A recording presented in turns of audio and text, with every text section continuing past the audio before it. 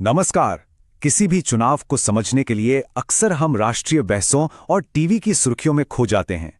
लेकिन सच तो ये है कि हर चुनाव की असली कहानी जमीन पर लिखी जाती है, गांव की चौपाल पर, खेत की मेड़ पर और हर एक वोटर के मन में। आज हम ऐसी ही एक कहानी को समझने की कोशिश करेंगे, एक केस स्टडी के जरिए।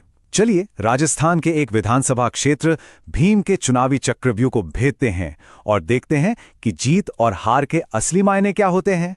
तो सबसे बुनियादी सवाल यही है कि ग्रामीण भारत में चुनाव का फैसला आखिर होता कैसे है।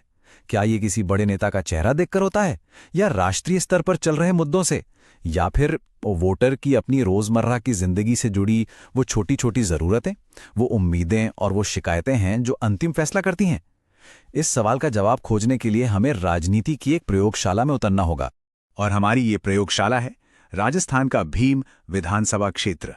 आइए इस विश्लेषण के लिए यहाँ के राजनीतिक बिसात को, यहाँ के समीकरणों को बहुत करीब से समझते हैं। सबसे पहले चलिए देखते हैं कि भीम आखिर है कहाँ। ये राजस्थान के राजसमंद जिले का एक हिस्सा है, लेकिन ये सिर्फ नक्शे पर एक लकीर नहीं है। इसकी अपनी एक पहचान है, अपना एक सामाजिक ताना बाना है और अपना एक राजनीतिक मिजाज है जो इसे दूसरों से बिल्कुल अलग बनाता है। यहाँ के सामाजिक समीकरण को देखें।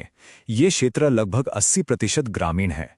इसका मतलब है कि ज्यादातर लोगों की जिंदगी, उनकी रोजी रोटी सीधे तौर पर जमीन, मौसम और खेती से जुड़ी हुई है। इसके साथ ही यहाँ की आबादी का करीब 13.5% हिस्सा अनुसूचित जाति और जनजाति का है। ये वो तबका है जिसकी आवाज और जिसकी भागीदारी किसी भी चुनावी नतीजे को तय करने में एक बहुत बड़ी भूमिका निभाती है। तो यहाँ के लोगों के लिए सबसे अहम मुद्दे क्या हैं? जमीनी हकीकत यह है कि लोग पानी की किल्लत से जूझ रहे हैं, नौजवान रोजगार के लिए परेशान हैं, किसान अपनी फसल और मेहनत के सही दाम के लिए संघर्ष कर रहे हैं और आम आदमी सरकारी दफ्तरों के चक्कर काट काट कर थक चुका है। ये सिर्फ चुनावी मुद्दे नहीं हैं, ये लोगों के आत्मसम्मान और उनके रोजमर्रा के जीवन की गरिमा से जुड़े हुए सवाल हैं। और यही वो सवाल हैं जिन पर यहाँ का चुनाव लड़ा और जीता जाता है। भीम का चुनावी इतिहास हमेशा से ही बहुत दिलचस्प रहा है। ये एक ऐसी सीट है जिसने कभी किसी एक पार्टी को अपना स्थायी ठिकाना नहीं बनने दिया। यहां मुकाबला हमेशा कांटे का होता है और मतदाताओं की वफादारी यहां के मुद्दों और उम्मीदवारों के काम के साथ बदलती रहती है। ये आंकड़े खुद अपनी कहानी कहते हैं। आप पिछले 3 चुनावों को देखें तो वोट शेयर का कांटा कभी बीजेपी की तरफ झुकता है तो कभी कांग्रेस की तरफ। 2013 और 2018 में जीत और हार का फासला अक्सर बहुत मामूली रहा है। ये साफ दिखाता है कि यहाँ का वोटर बहुत जागरूक है और किसी भी पार्टी की पकड़ यहाँ पर पक्की नहीं है। वो हर बार अपने विवेक से फैसला लेता है। राजनीति की भाषा में ऐसी सीटों को स्विंग सीट कहते हैं। मतलब ये वो सीट है जो किसी लहर के साथ एक तरफ से दूसरी तरफ झूल सकती है। यहाँ का वोटर किसी पार्टी का बंधुआ वोटर नहीं है। वो काम देखता है, स्थानीय समीकरण देखता है और फिर अपना फैसला सुनाता है। यही वजह है कि ऐसी सीटें हर राजनीतिक दल के लिए एक बड़ी चुनौती होती हैं। लेकिन 2023 के चुनाव में कुछ ऐसा हुआ जो पहले नहीं हुआ था। बीजेपी ने ये चुनाव लगभग 31,768 वोटों के एक बहुत बड़े अंतर से जीता। जरा सोचिए, एक ऐसी सीट पर जहां जीत हार का फैसला कुछ 100 या कुछ 1000 वोटों से होता आया हो, वहां इतना बड़ा मार्जिन कैसे बना? ये एक मामूली बदलाव नहीं था, ये एक राजनीतिक भूकंप जैसा था। हमारे विश्लेषण का अगला हिस्सा इसी सवाल का जवाब खोजेगा। तो चलिए अब 2023 के चुनाव नतीजों की बारीकी से पड़ताल करते हैं। एक एक परत को हटाकर देखते हैं कि कांग्रेस की इस बड़ी हार के पीछे असल वजहें क्या थीं। देखिए, कोई भी बड़ी हार या जीत किसी एक वजह से नहीं होती। इसके पीछे कई कारक एक साथ काम करते हैं। पहला और सबसे बड़ा कारण था राज्य सरकार के खिलाफ चल रही सत्ता विरोधी लहर। दूसरा, 2018 में एक निर्दलीय उम्मीदवार को जो वोट मिले थे वो इस बार बिखर गए। तीसरा, बीजेपी की जमीनी मशीनरी यानी उनका बूथ मैनेजमेंट कांग्रेस के मुकाबले कहीं ज्यादा मजबूत और सक्रिय था। और चौथा, ध्रुवीकरण की कोशिशों ने उन वोटरों को भी प्रभावित किया जो आखिरी समय तक तय नहीं कर पाए थे कि वोट किसे देना है। तो संक्षेप में कहें तो ये नतीजा 2 चीजों का मिला-जुला परिणाम था।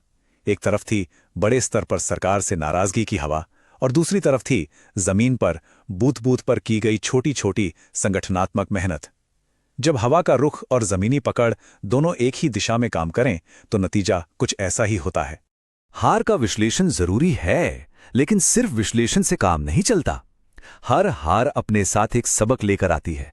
तो अब देखते हैं कि इस हार से सीखते हुए वापसी के लिए क्या ब्लूप्रिंट, क्या एक नई रणनीति प्रस्तावित की गई है।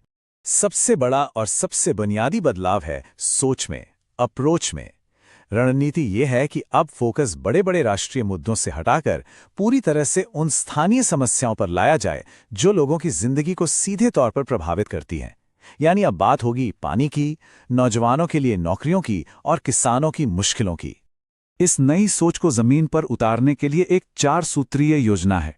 इसके 4 मजबूत स्तंभ हैं। पहला, एक साफ और सीधा संदेश तैयार करना जो लोगों के दिल तक पहुंचे।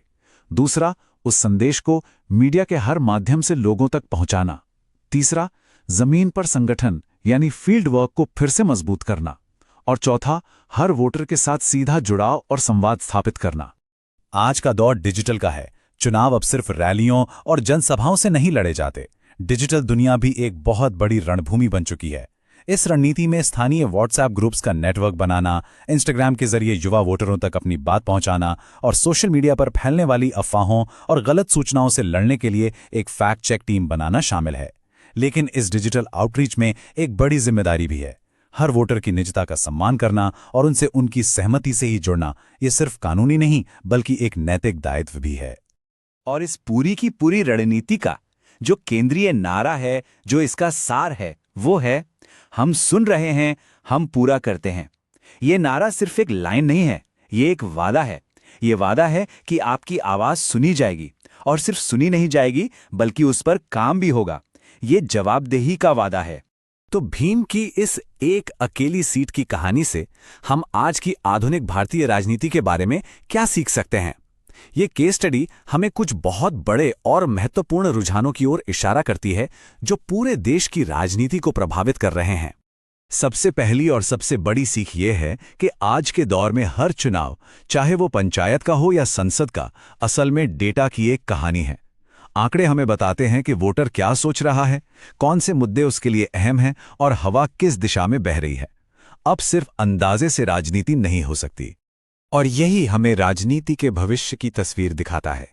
आने वाले समय में चुनावी सफलता उसी को मिलेगी जो इन 3 चीजों का सही मिश्रण कर पाएगा: जमीनी संगठन की ताकत, आधुनिक डेटा का सटीक विश्लेषण और हर एक वोटर के साथ सीधा और सच्चा जुड़ाव। जो पार्टी स्थानीय नब्ज को समझेगी वही जीतेगी।